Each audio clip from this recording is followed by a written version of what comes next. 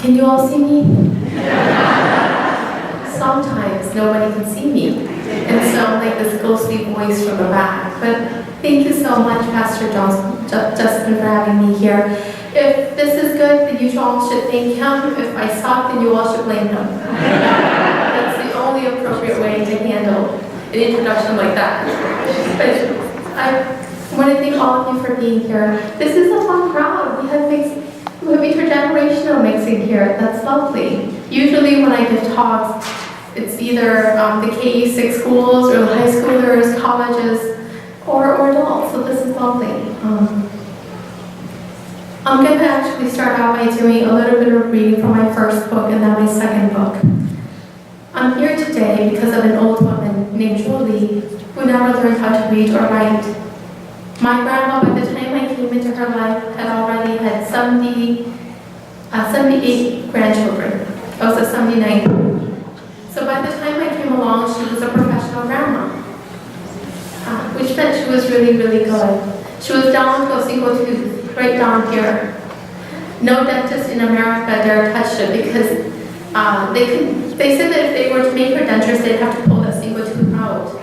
And my grandma said it's the last thing standing in my mouth that my mom and dad given me. No one's touching it. So grandma, all of my life with her, had that single tooth. But she never said no when I offered her any food. Jolly Ranchers, ice cubes, sweet almond bones. She was an incredible grandma because during the hot summers when I really wanted popsicles, when you could hear the ice cream truck coming down the street, you know, we couldn't find any money. My grandma used to spread sugar on my tongue and put an ice cube on it and tell me that that's sweet and cold coming together in the mouth of a child. I was a dreamer, a wisher, set lots of wishes and dreams up to the high stars. And it was my grandma who taught me that the stars were perhaps too high, that I should try sending my wishes and hopes on the airplanes instead. It would mean that they were somewhere in the world waiting to be found. My grandma had never gone to school. She didn't know how to read or write. But all of my life in America, I wrote love letters to my grandma. She lived in California, and we lived in Minnesota. This is before cell phones for the younger ones. So long-distance phone calls were expensive, and we didn't have much money. And so I told myself, if I write and I press really hard on the page, that even if my grandma can't read my letters, she could feel my love. All of my letters said the same things. Dear Grandma, how are you? This is Kalia. The kids here, they don't know that I have you, but I do. What do you do with your everyday? Do you still remember me? Do you miss me? I love you, Grandma. It's exactly still the very same letters that I write her in my journals. My grandma passed away on February 18, 2003. I was a senior at Carleton College. My grandma had always taught me that education was a garden that I cultivated in America, and that one day we would reap the harvest together. She dropped me off many times at Carleton. I was the first person in my family to go to a college and stay there. And so for us, that 40 minutes between St. Paul and Northfield could have been the whole world. My grandma would drop me off there and she'd tell me, Midnight, I'm not going to get out of the car. I'm not going to get out until you graduate. When you graduate, I'll come out and you can hold my hand and you can show me all the pretty places in this whole wide world. She said there was a world at Carleton. Everything was a world in and of itself, and all these worlds are connected, according to my grandma, who was a shaman, a medicine woman, and a healer. People, Hmong folk, flocked wherever we were to her in search of their lost spirits, in search of their broken bodies. And so I was getting really excited that Grandma would be there. You know, I was senior that year, Christmas break. I remember going to Brooklyn Park, Minnesota to say goodbye to my grandma. She was lying on the sofa. My uncle said that Grandma had taken her bad fall. I went to my grandma and I said, Grandma, get up. She looks at me and she says, May I'm not getting up again. I said, what do you mean? And she said, you have to understand that there were people who loved me before you. Before you had a mom and a dad and brothers and sisters, your grandpa, my most beautiful baby girl. And while there is no Hmong land in the map of the bigger world, I'm going to climb this Hmong mountain in my heart. I'm going to swing open the door to the house of my youth, and everybody will be there. Dinner will be ready, and they will say, where have you been? Why are you so late in coming home? started to cry. Started to cry just like I had all those many years ago when I made my grandma promise me that she would never die. I was born in a refugee camp in Thailand, December 17, 1980. By the time I was born, Thailand was practicing a humane deterrence policy. They didn't want any more Hmong refugees flocking into the country for a war that the world had declared over in May of 1975 when the last Air America planes left Laos behind. Because the Vietnam War was so unpopular in American history and American politics, the CIA, the smartest men, according to some in this country, had advised the use of the Hmong in the war because they said that American soldiers would have to die. They said it would be a secret war, the biggest covert operation in CIA history. And once the Americans left, there would be the bombs that would fall and the Hmong would never leave Laos and nobody would ever know what happened there. They couldn't have foreseen a life like me, a life like mine taking place, of all places, in the American heartland. In the war with the Americans, a third of the Hmong were killed. In the genocide of its aftermath, another third were killed for having helped the Americans in the war. So by the time they got to me in 1980, every name that they talked about from the past was the name of somebody I would never meet again. Me and those of my generation were all given recycled names. Names of the people who had died way too young, who had died without a goodbye, without a funeral. And so then they gave us these names in the hopes that we could live again, that those they loved could live again. But in Bandina refugee camp, 40,000 of us were housed together on less than 400 acres. If you begin to picture it, less than a square mile in radius, 40,000 people. The number one cause of death was suicide. All these people who remember a time when the Hmong were free were killing themselves in captivity. And so every single day of my entire, the first 6.5 years of my life, I'd wake up and there'd be this cry. There's a drum in the Hmong culture that beats and it sounds like the human heart. And then this cry, why are you dying here in this place that does not want you? Get up so we can go home. And I'd ask where home was.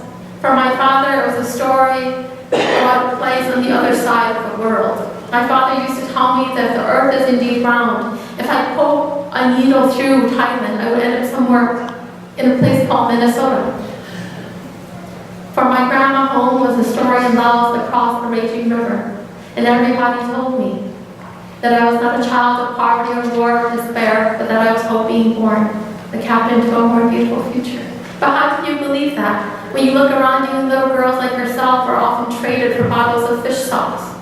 I couldn't go to school because I couldn't do this, and I couldn't do this, and that was a test of maturity because they needed a way to filter out some kids so that the school is going to be overcrowded. And this place, with so much death, I looked at my grandma and I recognized that she was an old woman. And that in my heart, I was afraid already of the ticking hands of time. So I cried. I cried for 8 hours. I remember this because the sun was just out, and then the sun had fallen again by the time I stopped crying. Well, my grandma looked at me and said, fine, I'll never die. In Brooklyn Park, Minnesota, I cried again, and I said to my grandma, you promised me. And she said, it would be selfish of you to cry for me to stay. And then I said, then I will cry because you're leaving. After my grandma died, I went back to school so I could graduate on time, and nobody knew that the most important person in my life had died. They didn't know that this woman only knew 2 English words. When the phone rang, my grandma would pick it up and say, hello, listen, and then she'd say no, and hang up. That was it, that was all. But she was fearless, and she was incredible. And when she died, a piece of me died with her. This book began as a final love letter to my grandma. And so I wrote the end before I wrote the beginning. And I'm gonna read a little bit from the beginning.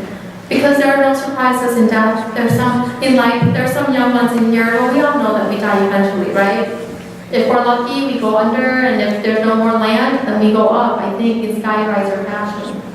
But this is from the very end of the book, and I was just writing it right after my grandma died.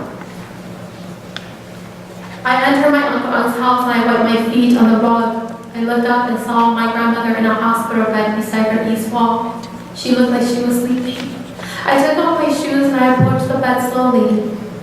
Aunt Ju was sitting by the side of the bed on a chair. A few relatives around the sofa by the window talking quietly. When I saw that Grandma was not sleeping but struggling for breath, her hair matted with sweat, her lips opening and closing in desperation, her one tooth showing, the image became blurry. I got as close as I could to her. I felt the resistance of the bed rail against my thigh. I put my head on her chest. I said, Grandma, I'm here. I said, Grandma, are you okay? I said, Grandma, I love you. I said, Grandma, don't leave me. I said, Grandma Kalia is here. I said, Grandma, are you okay? I said, Grandma, I am here. I said the same things over and over, and my heart was heavy in my chest, and every breath became harder. I made a lot of noise. She raised a tired hand to my head, and she said, Grandma knows. I said, I love you, Grandma. And she said, don't cry, may I? Grandma knows. She tried to say more things to me, and I tried not to cry, but neither of us could do what we wanted. In all the languages of the earth, in all the richness of words, there is no word, no comparison, no equivalent for my grandmother trying to be strong for me. Her one, may I?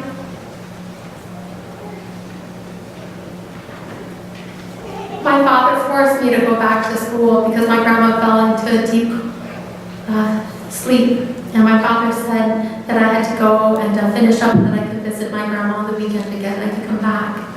And I went on my knees. I'd only ever seen it on the movies and I never thought I would do it. But I went on my knees and I begged my father to let me stay. He turned around and he said, are you going to make this hard for me? And I could see him shaking. And so I allowed my cousin to drive me back to Carleton. But on Thursday afternoon, I was supposed to come home because I didn't have Friday classes, but this is what happened. It was a Thursday afternoon. I had just climbed up 4 flights of stairs to my room in the eaves of North Hall. I had just finished my last class of the week. I would go home the next day. I would see my grandma. The sun came in through the windows and sunbeams danced on my desk.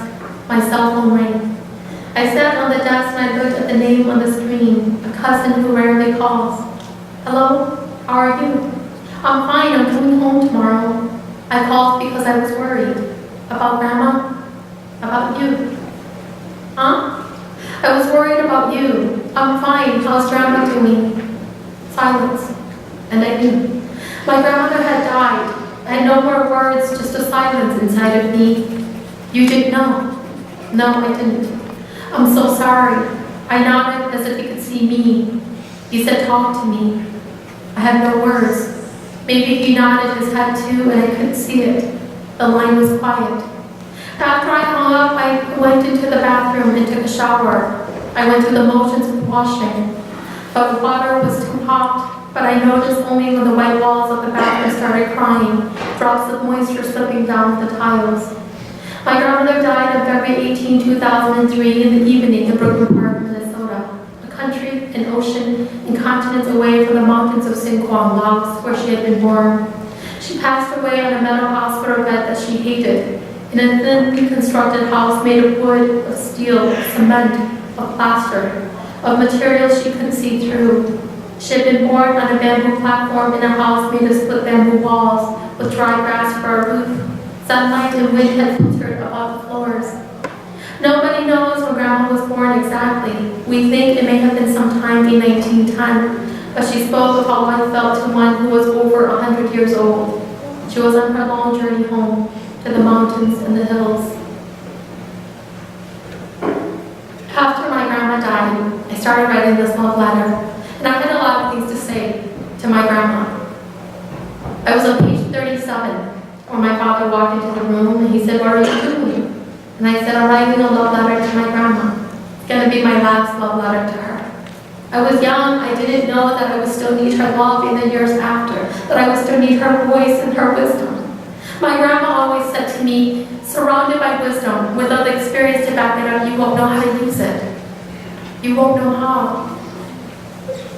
But then, it was only 22. And so I thought I was going to write this love letter. And my dad says, what are you doing? And I told him, I'm writing my last love letter to my grandma.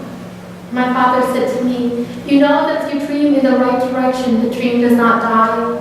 The dreamer does not wake up. The dream grows and grows. It only gets bigger, right? And my father looked through. become a medical doctor, like generations of immigrants and refugees before us, and like those who will come after. We're taught as young children that we need doctors and lawyers. Lawyers to protect the rights that we've never had enough of. Doctors heal what is broken in the bodies around us. And every single body I loved was broken. So I've gone to Carleton to study American Studies, Cross-Cultural Studies, and Women and Gender Studies, the pre-med track. My older sister, because she wanted a spelling bee in 3rd grade, we decided that she was going to be the lawyer. She was the one who was good with words. And so she was going to be the lawyer and I would be the doctor. But after my father said those words to me, something shifted in my heart.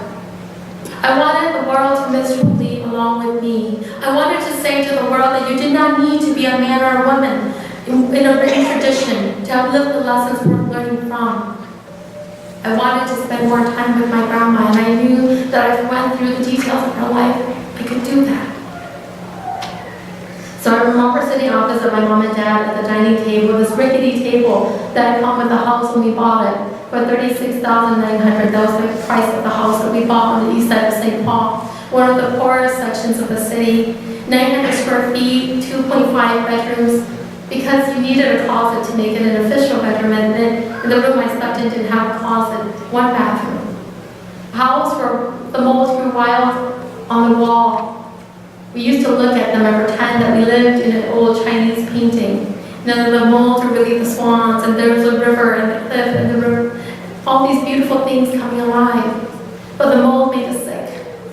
We were always sick in that house. You know?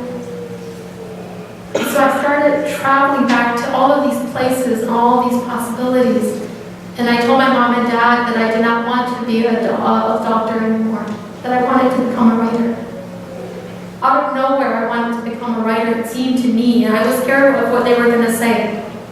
My mom looked at me, and then she looked away, and she looked at me again, and she said, I'm not surprised. You've loved stories all your life. Our mothers know us so well, sometimes you forget.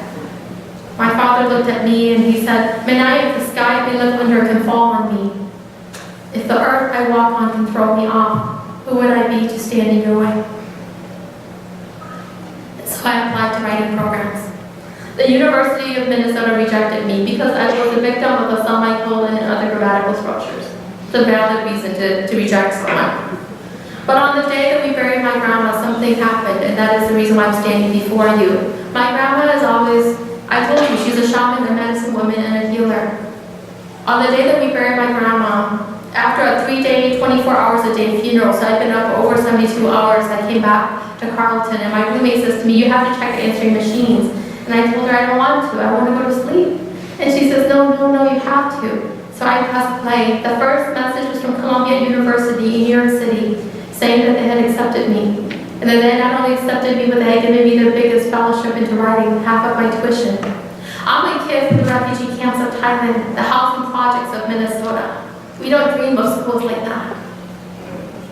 The second message was from the Paul and Daisy Searles Fellowship for New Americans. They usually give their fellowships to students from Stanford and Harvard studying medicine and law, not writers, young writers, emerging writers from the Midwest, not from colleges, tiny small liberal arts colleges like Carleton.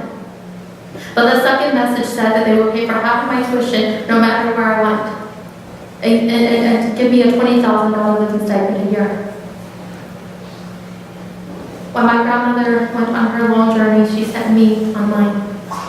And that is why I'm standing here before you.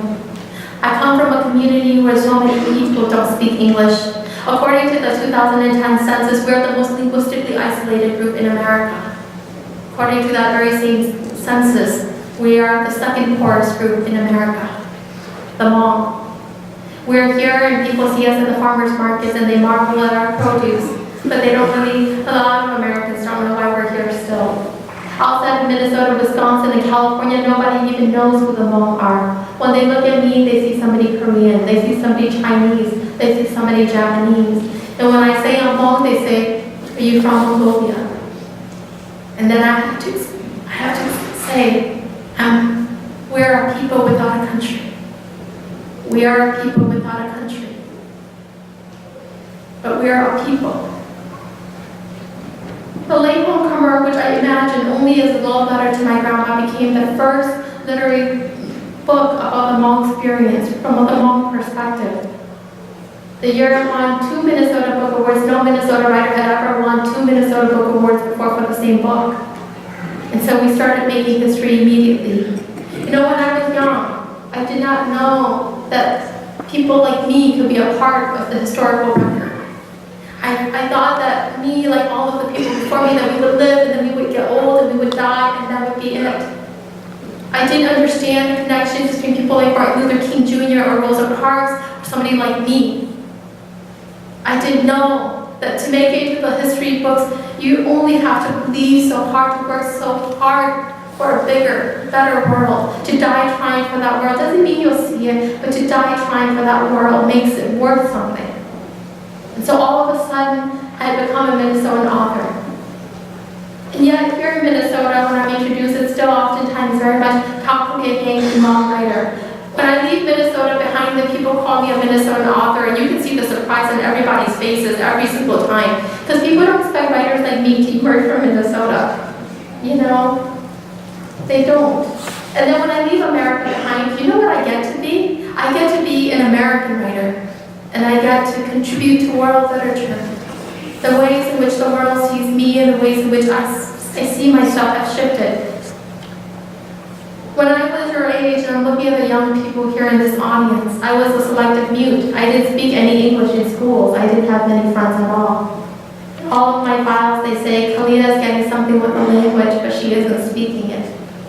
And I stopped speaking it because I was 7 years old, and my mother, who at the time was 25, I'm 38 today, to give you an idea. She was 25 years old. She grew up in the most heavily bombed province of Laos. Every 7 minutes for 8 years, American bombs are falling on her village, in her province. My father used to tell me that my mother was super brave because she walked her chin parallel to the ground in the wake of old men and women running away from the falling bombs. And I believed him. I believed him because in the refugee camps of Thailand, where I told you we could receive food 3 days a week, every time I looked at my mother, she gave me the food in her hand, the food in her mouth. She had 6 miscarriages after me. All little boys, they were big enough. She said they were the size of a cob of corn or a can of soda, the width of a teacup. All little boys who could not come to our life because the food that my mother had, she gave to me and my older sister instead. And every time she had a miscarriage, everybody said, oh, Jude is dying. Jude is surely dying this time. But the next morning, after a night in the arms of a random aunt, a random uncle, my mother would crawl back from the hospital.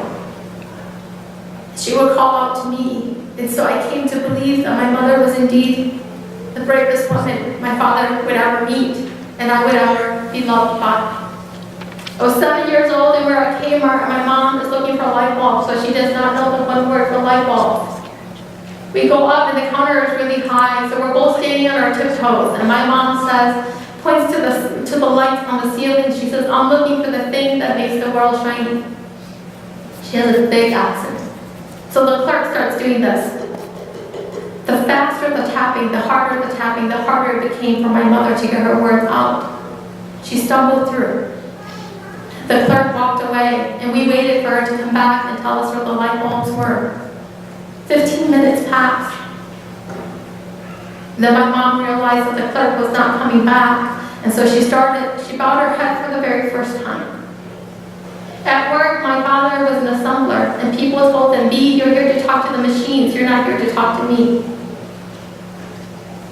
So I decided at the age of 7, 6 months after coming to America, that the world that we lived in now did not need to hear my mother and my father, that surely it did not need to hear me either. So the next day, I stopped talking in school. And at first, it was a great rebellion. It was my decision not to talk in a language that had no room for me. But then, slowly, the rust built in my throat, and every time I tried to speak in English, it sounded weird, it sounded strange, it was full of rust. So when the teacher went to attendance and they say, Kao Yang, I say, here, and all of the other kids would look, and sometimes they laughed. And so the voice died inside of me. The revolution crumbled, and I crumbled with it. And I made it all the way through the St. Paul public schools without saying a word. I just sit in front and follow the teachers with my eyes.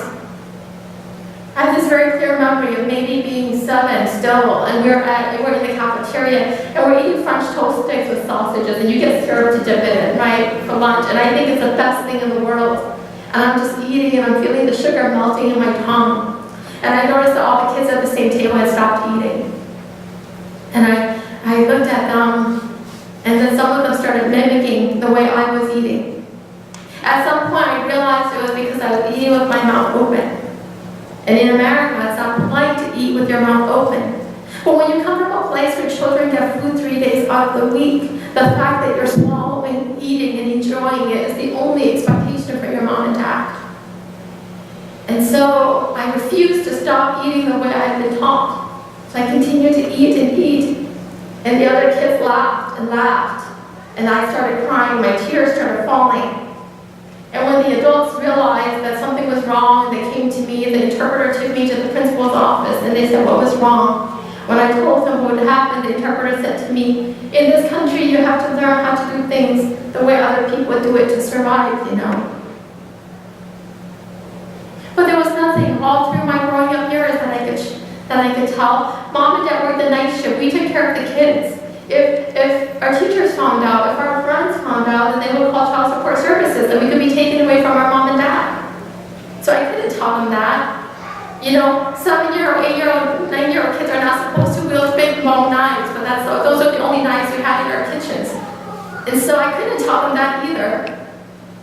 You know, I couldn't tell them that when I got sick, my grandma took a chicken and stood at the gate of the house, and she would call out into the darkness, Kalia, Kalia. Kalia, little one, where's your spirit? Your grandma is standing out here calling for your spirit to enter from the coldness, to come in from the big world to those who love you best, to get better again in the warmth of our home.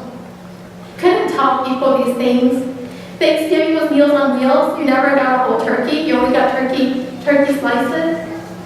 My turkey never looked like anyone else's. Christmas was Toys for Tots. You didn't get what you wanted. You got containers of Play-Doh, a scarf and a mitten, and when you're lucky, you got a good book. That was my life. That is the life of so many refugees across the state and across this whole entire country. Minnesota, I don't know if you all know, are home to more refugees per capita than any other state in the nation.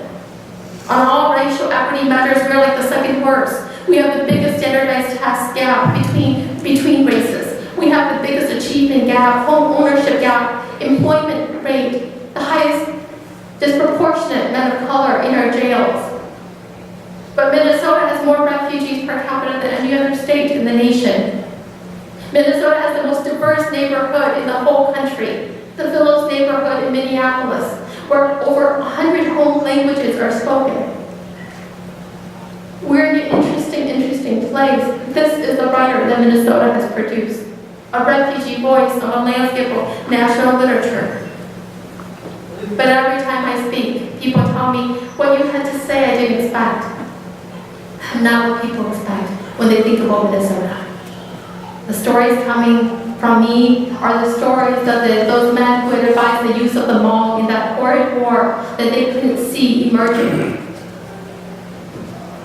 So my second book, I wanted to do something, take it from Hmong history, right? I wanted to put it in the present. I wanted to write about our latest economic depression.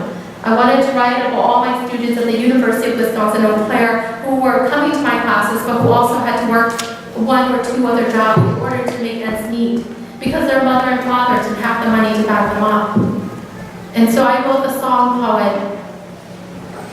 And you know, the thing about life and the thing about books is that they travel with the fate of a country. The Latehomecomer came out in 2008. President Barack Obama had just been elected. The song poet came out in 2016. President Donald Trump had just been elected. And so this book, while it is more critically acclaimed than the Latehomecomer, the average American isn't picking it up because people aren't interested in a working class Hmong man in working in the factories of Minnesota, of all places. There's a discrimination, right? If you live in New York or California, for example, when we talk about immigration, that's where most of the conversations are being had. Nobody's focusing in the heartland, in the Midwest. And so we're not very popular on the national debate scene. So this book didn't get a lot of traction, but in the spring of 2021, it debuted as a youth opera by the Minnesota Opera, and it will be the first time a Hmong story gets a place in that stage. So if anybody's around them, you all should come and join me at the Minnesota Opera for the youth opera of the song poet. I'm going to read a little bit about my father, a Hmong man, uneducated as in all of the measures of America. But my father is a master at understanding loneliness. He is a master at understanding poetry in the Hmong tradition. When my father sings, my people listen and they weep.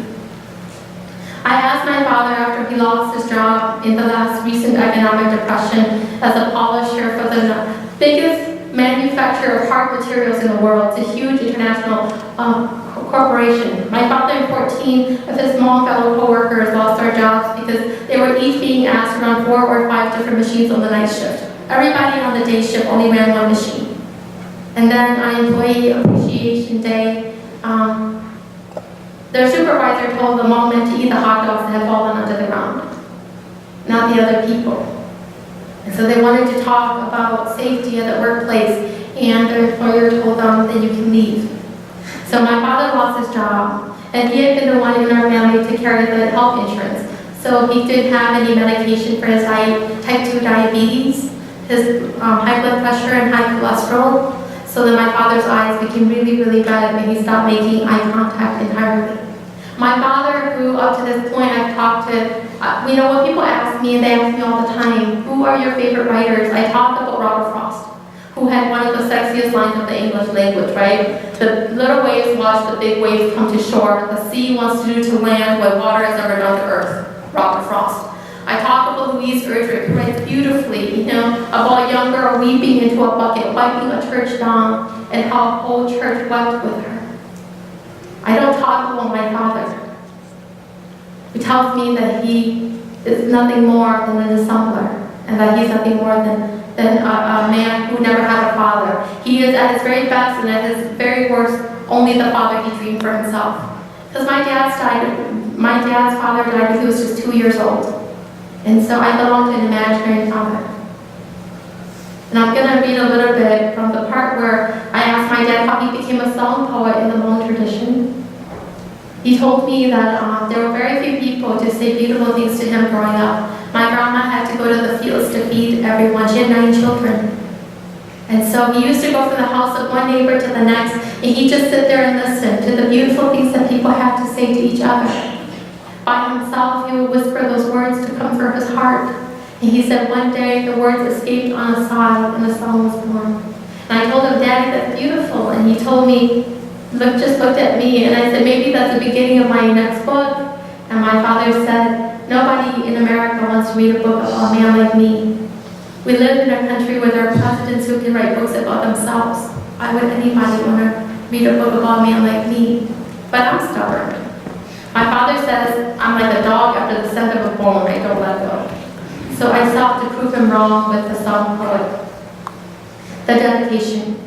For the suns that rise on the horizons we've yet to see, for my brothers and sisters, my sons and daughters. For my father Biya, who sings his lonely song so that we may hear the trembling of his still fluttering heart.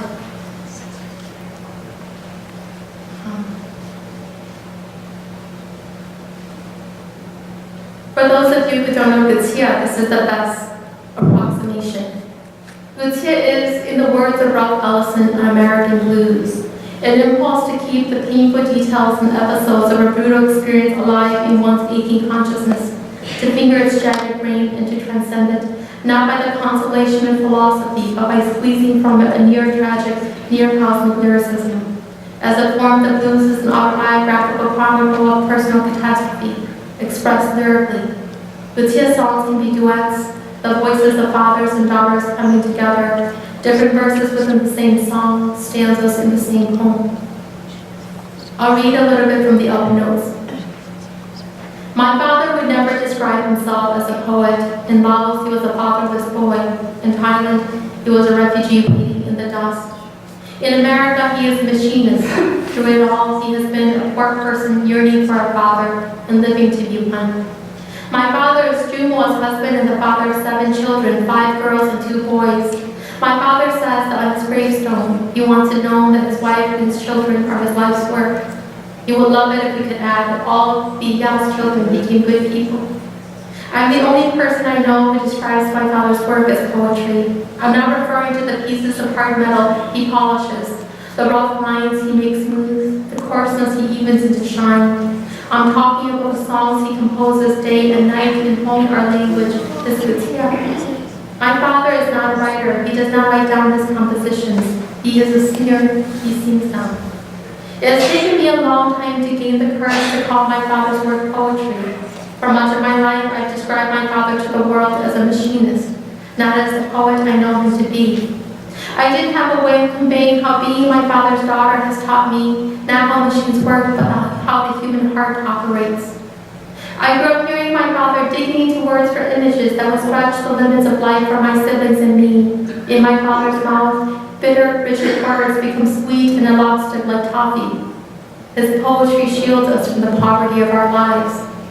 On the colorful woven plastic mat in the middle of our living room floor, we sit around my father, who looked at the walls with him. The mold growing wild becomes the backdrop of the beautiful paintings we see on television. The peak of this mountain, the descent of that river, the sliver of tree that brings to life on the edges of the rocks, open and exposed. We point at the things we did not see before our father's words gave them shape, alternatives, possibilities. My brother Sue sees a crane at the river's edge. She Sue points to the sky with its cloud families, gray and rumbling, and whispers of bad weather approaching. For a moment, we're living in a priceless, ageless piece of art. In the deep of winter, after months of the season cold, my father points outside our front window at the ice-covered mounds of snow, shining in the bright sun under a cloudless sky of blue. He says, "Look at the garden of winter. The snow flowers are blooming today." My siblings and I leave our places by the big heater with its opening single flame. We look out into a picture of winter we thought we had grown sick of. We blink against the shine. Beneath our lashes, in a sliver of open eyes, stars twinkle in the colors of the winter rainbow. The children marvel, while my older sister Doug and I take deep breaths and breathe foggy air onto the glass pane. We draw the flowers of early spring on the cold, wet glass with our fingers, buds of tulips and daffodils, the bursts of dandelions and fragrant lilac blooms, the sweet, clean scent of magnolia blossoms and the images of the flowering trees, stocked with soft pink, white, pinkish red, and purplish white petals, remind us that warm weather is approaching. The world of winter becomes bearable in the promise of spring. In perfect pentatonic pitch, my father sings his songs, grows them into long stretching stanzas of 4 or 5, structures them in couplets, repeats patterns of words, and changes the last word of each verse so that it rhymes with the end of the next. He is a master of parallelism. The language is protracted and the notes are drawn deep and long. The only way I know how to describe it as a form in English is to say, my father raps, jazzes, and sings the blues when he dwells in the landscape of traditional Hmong song poetry. Different shapes come forth from the dirty places. Different possibilities are formed in the shadows of our lives. And windows emerge in the places my brothers and sisters and I have only ever seen walls. My father taught me at a young age that I wasn't a poor person because my heart was not a poor place. And I believed him. I've always believed in my father. In Bambi refugee camp, when we couldn't leave, my father used to carry me to the very tops of the trees. And he used to hold me up, and he used to tell me, one day you're going to walk on the horizons your father has never seen. He used to hold my hands, tiny hands, and he would tell me that the size of my hand and my feet, these things did not dictate my life journey. In a place where little girls like me, again, were treated for bottles of fish sauce, my father saw something more, something better. I'm here because I stand on his shoulders still. Long before I ever rode a car or a bike, I saw the world from my father's shoulders. I used to sit on his shoulders and hold onto his hair. He had hair when I was younger. And we'd walk beneath the tall trees of the compound in the refugee camp, and my father would tell me, do you know why the puppies can't open their eyes? It's because your world is so bright. Underneath the sun-dappled leaves, my father would point to my skin and say, do you see the sunlight dancing on your skin? He'd say, it's because the sun loves you so much. When my told me at a very early age that without faith, fear grows. She told me that whenever I was afraid, I should go and be among those who believe. It didn't matter what they believed in. Go among those who believe, and I would find the faith in humanity. And that is why I'm here before you. That's why I said yes to Justin, knowing that this week I would have 6 other talks. You know, it was important for me to come to Red Wing. Red Wing is a special place in my heart. When I first became a writer, I got a speeding ticket on the outskirts of Red Wing. And I had to come back here to do another driver's course. And I came back, and I remember a very wise old woman lived in Red Wing.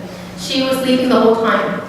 And the officer woke her up at the end, because he didn't, I think he was young and he was hesitant to wake her up. He woke her up at the end and said, "Ma'am, can you please get up?" And she looked at him and she goes, "I don't know why these other people are speeding. I'm the only one who's running out of time." And she went back to sleep.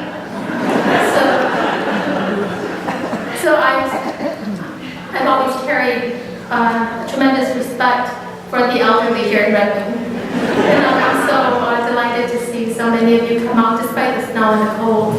I want to give us an opportunity to engage, because I know there are young people in the room as well. And for the young, I'm going to tell you this. You know that no matter how good a teacher is, she cannot predict the learning that you need to do. That all a teacher is at the end is a companion for the journey you're on. If you ask the questions that you're truly interested in, no speaker will ever be boring. Okay, for the very young ones. And for my elders in the room, I invite your questions, and I look forward to entering into conversation with you. My father believes, he has taught me that when I write on page and I write on the computer, but when I speak, I get an opportunity to write on the surface of the human being, the human heart. So please talk to me.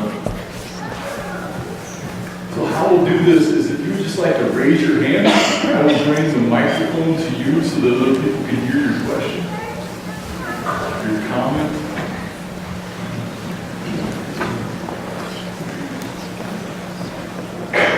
Your question, James? You are a remarkable speaker, and God bless you. Thank you. What's wrong?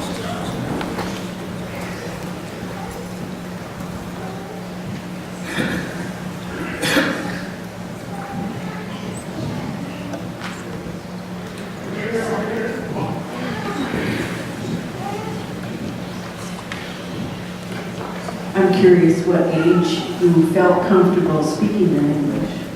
April 10, 2008, when the Latehomecomer came out, was the first time I did my first public talk. The launch was at Concordia St. Paul, and I didn't expect anyone to come because typical Minnesota weather, we had a snowstorm that day. And so I didn't expect anyone to come, and I thought my cousins would come because they like cake, and we're going to have cake.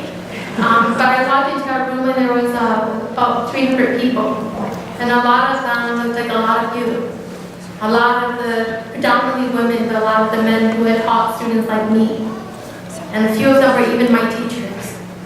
And I got up to try to talk, and I cut my hair purposely short so I would hide behind the curtain with my hair, which I have a tendency to do.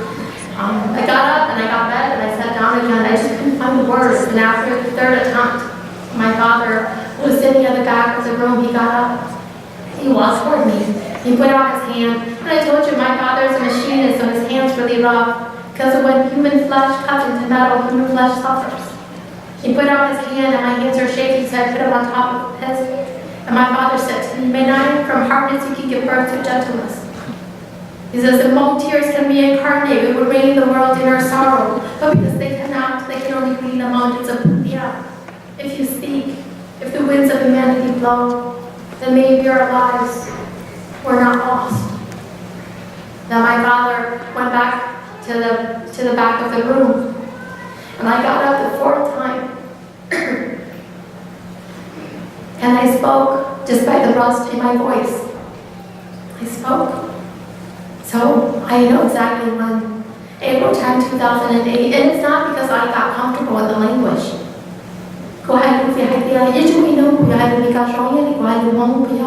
There will never be a day when I would sound as beautiful in English as I do in Hmong. Every time I speak, I'm always breathless because in Hmong we're a tonal language. every breath that we breathe into the world carries meaning. In English, I have to wrap the air in my lungs around units of meaning to make sense to a bigger world. There are logs in my throat, and I have to sculpt them into shape in order to communicate what is inside, what lives beyond the brown eyes and the dark hair and the yellow skin, right? The 4'9" and a half human being before you. What lives, all of those invisible hands holding me up. I speak because I understand that it was at least 1,000 men and women who died so I could be here. I speak because I understand that for so many I am the happy ending that they were waiting for. Pardon. And then sometimes people ask me, how does it feel to be a voice for your people? And I have to remind them, it is my people that has given me a voice. I come from a tradition that is new to what is written. You know, it wasn't until the 1950s that a written language was devised for my people. I'm working in an entirely different medium. But that's the beautiful thing about languages. You don't have to be entirely comfortable in them to show who you are within them. My accent is a part of my story. It's a part of the story of the people who raised me, and I'm no longer ashamed of that. I used to be embarrassed of it, but I'm no longer ashamed. What I want to give to the world, and again, this is for the younger folk in this room, it is everything that makes me uncomfortable. It is everything that makes me different. That is my gift to the world. It isn't all the things that I'm good at. It isn't the things I'm comfortable in. I don't like speeches because I don't want you to hear me talk at you. I want to be in conversation with you. I want to meet you where you are so we can be together. Because of all of these reasons I speak. But am I comfortable in English? Not out loud. On the page though, I feel like I have a key to the door. I'm not knocking on the door waiting for somebody to open. You know, I'm not ringing the doorbell. I have a key on the page into the English language, and I can slam the door as hard as I want to. And sometimes I do. So the comfort question is interesting, especially as a professor of English and literature. The fact that I'm not comfortable in English teaches my students something new about their own approach to their language. A writer doesn't just become because we have a story to tell. We emerge because we want to push the edges of meaning within a fixed language. And so I'm doing all kinds of work despite my comfort in English, a language that I love. I don't know if any of you saw us walking, but my husband's a white guy. His mom is actually a pastor in the ELCA church, and his dad was actually ordained in the same church as a pastor, although he doesn't practice. You know, and I understand what he means when he says, I love you. I respond with boo-boo-call. I understand what he means. Anybody else?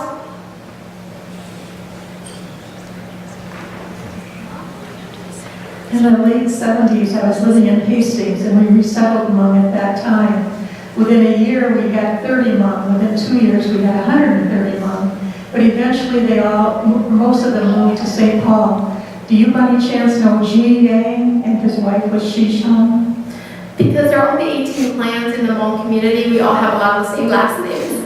And because so many of us are giving recycled names, as I said before, many of us share the same name. So I could know exactly the one you're talking about, but I could also know 50 other people with the same name. Thank you.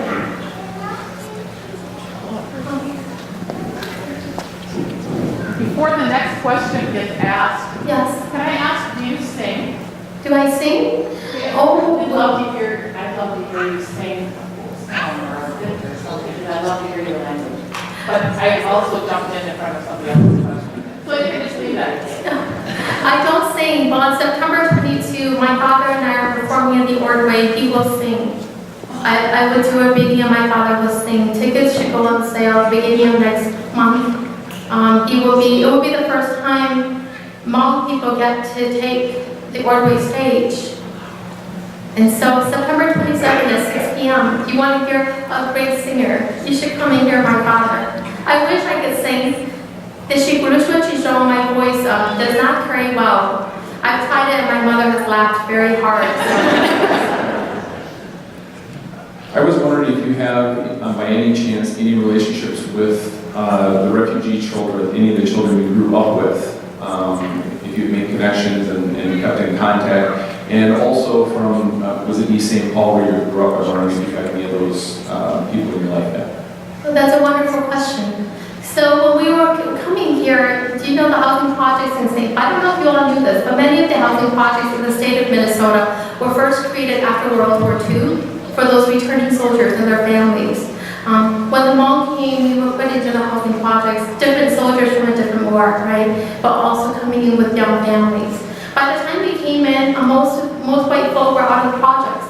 So it was predominantly African American folk, and then these Vietnamese refugees and Hmong refugees and some Lao refugees. So we grew up together, we shared the same playground. I came in the 80s, so we were the biggest wave of Hmong refugees to enter the country. And by the time I came, there were enough Hmong people that people could see we were there, but a lot of people didn't know what we were doing there. And so I have these memories of going outside to play and seeing cars speeding by, and young men opening windows and throwing empty bottles at us. I used to think that they were diamonds, because they're shiny in the sunshine.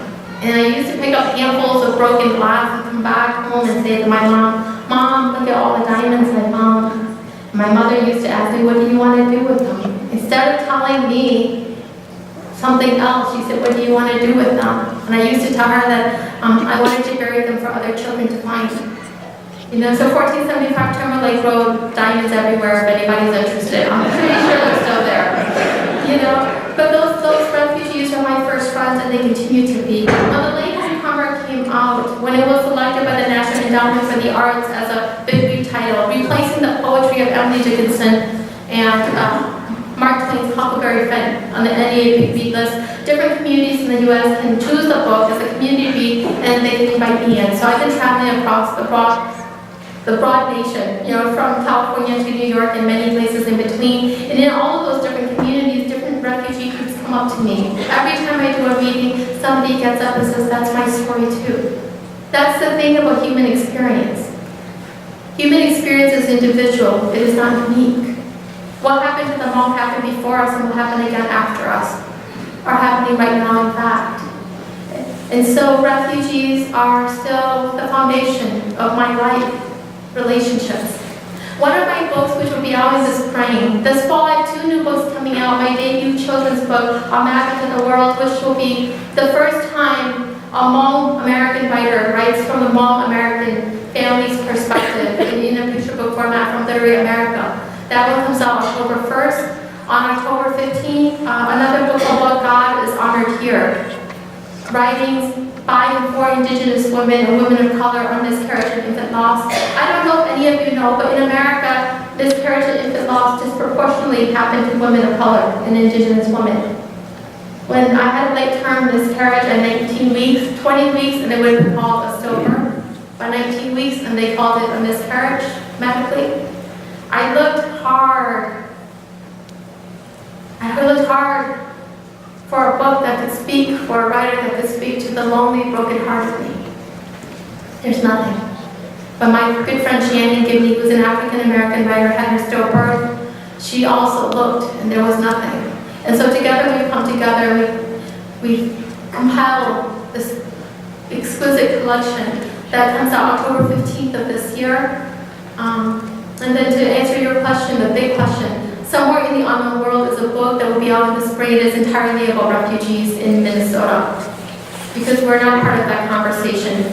Because again, we have incredible refugees and refugee stories here. And it all began because one of my distant relatives said to me, "I want you to write this story down before I die." And I said, "What do you mean?" And he said, "Everybody tells me that I'm a good man, but I'm not." And I look at him, I think he's a really good man. And so I'm like, "What do you mean?" And he said, "Do you know that the night that we crossed the Mekong River, there was a little girl, she had another little girl on her back, and she was approaching different family groups along the Mekong River. And I was hoping that she wouldn't get to me. And so I was rushing, trying to blow this raft, this tiny little raft, to get all my children, my wife and my baby on there before they got to us, but they did. And when the girls got to me, I could see that the older sister was about 7, and the little one that she carried was about 4. Big, but just hungry. The little girl offered me a pot, and she said that Uncle said that the pot had had a bowl. It was a little bit of rice on the bottom of the pot. The little girl said, "Uncle, I'm giving you everything I have. Our parents died in the jungle. All I have left is this little girl. You don't have to carry me across, but please carry her. Please take her with your family." And my uncle said they lost, just right before this incident, they lost their 3-year-old little girl in the jungle. Heavy rains fell. They were sleeping by a creek, and the little girl got washed away, and she drowned. So his wife couldn't look at these two sisters, and he told her, "No, I can't. You see how small the raft is? There's no room." But the little girl went on her knees, and she held up the rice, and she said, "Please, Uncle, just take her. You don't have to take me. She doesn't weigh very much at all. I've carried her now on my back for 3 weeks." And my uncle said that he looked at them, and he believed that he would return. So he told her, I'm going to take my family over, and I'm going to come back for you."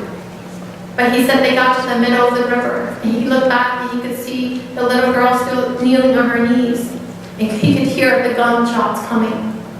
And he knew that he wasn't ever going to return. So then he said he offered a prayer to all of the spirits of the land and the earth, the ancestors, that a better man than him come along. But he's not sure that that better man came along. Because after they crossed the river, his wife in the camps had another little girl, and he said every year when he watches 2 little girls grow up, and he watched the relationship, the love between them, he cannot help but see those other 2 sisters waiting by the river. And now that he's an old man, he tells me, he dreams of them every single night, eyes now glowing like the full moon that evening, waiting for his return. So he wanted me to write this one story. One story does not a book make. And so then I decided in all of these different schools and different settings, I was being asked by Karen children, Somali children, because the Somali are new to what is written too, how to tell their stories. So it is a collection of 13 different refugee stories representing 13 different groups now living in Minnesota. And it is called Somewhere in the Unknown World, because we share the same world, and we pass each other by every single day, and we don't learn, we don't have the opportunity and the time to actually engage and enter into those stories. So refugees are my family, they're my closest relationships, and they're my first friends here in this country, and shockingly in other countries as well. Can't leave that experience and that piece of me behind. This is still the heart of a refugee. Everywhere I go, I'm still looking for belonging. It is the only thing I have to offer. Anybody else before we close up time? A final question of the evening. I want to make sure that you all can go home safely. I want to thank you for coming tonight. It has brought back some really memories I didn't know I had. And I want to ask you, when I was in 3rd and 4th grade, I went to school in St. Paul. I went to school at Mississippi Elementary School. They wouldn't take us there. We went to the Art Academy, right by 35. Okay. Yeah. I was the only white child in my class. Because you were right on the edge of the And top. they were all Hmong. And they were Hmong. They were my best friends growing up in those 2 grades. And so it's really interesting to hear you talk tonight, because as a child, you don't know what other children are going through at home or where they came from, because you're just a kid. Those are your friends. So I just wanted to share that with you, because those were some of my best friends, and I haven't thought about them for years. And so I just want to thank you for coming. And just talk and ask you about that. So I didn't realize that you had on there, but I thought you had, because I'm close to your age. So thank you. Thank you for your comments. No, we went to register to Mississippi because it's right by the housing project, the McDonough housing project. And they said our English level was not up to par, so they sent us to North End instead. But I have friends who went there, who continue to be my friends through high school. And so, yeah. All these paths crossing right here. Thank you all for having me. Again, if this has been useful and if this has opened up, I speak and I say a lot of things, and I don't write speeches down, but I speak to build a more understanding world. I'm very clear about my goal. And I don't care whether you agree or disagree with me. That's always up for intellectual debate. But if I can deepen your understanding of the world that we live in, perhaps of your own stories, because unless you are native, you too came from somewhere to call this place home. It wasn't many generations ago that you spoke with accents, and not so differently from the accents that I lived with every single day. But if I can deepen your understanding of yourself and of me, then I believe that the quota of understanding of the world rises already, and that we are then building a more understanding world, and that is the kind of world that I'm looking for. So I thank you for your time. I thank you for being here with me on this cold evening. Thank you, Pastor.